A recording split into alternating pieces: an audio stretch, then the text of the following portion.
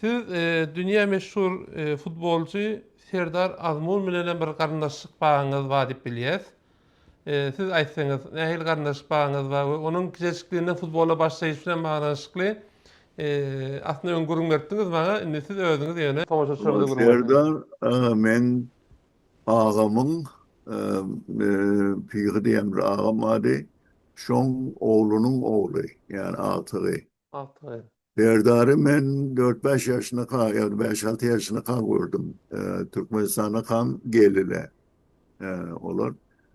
Şonu Serdar doğru kalkası gurrun verdi. Şu bir Türkmen futbol komandası şolar training ediyenler iken o şurada Serdar menle oynayacak deyiptir. Oğlum o da bu bir yerini buradan olur deyip oynatmayacak oldur. O da ağlattır yok oynayacak deyip. Mhm. Ona oynayıptır hiçbirine top vermeyenler. Ona da ona iki gol atıptır. Bir İran'da oturun Türkmenistan'da şey, mı be?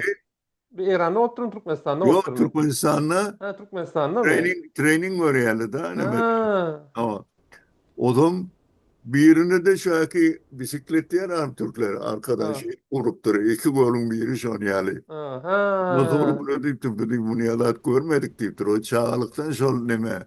Öyle kakası onu voleybol şey yetiştiriyor. Kakası Ha. voleybol milli komanda İran'ın hatta Asya oyunlarının en kova oyuncusu Tayland'ın. Mhm. O zaman onu voleybolist yetiştiriyor. Yetişiyor Mhm. şu an profesyonel derecede voleybol Ha oynayabiliyor. şöyle mi? Ha. O zaman ilk mektepteki bunun mektebi 4 nol utturu oturarken. O zaman Hmm.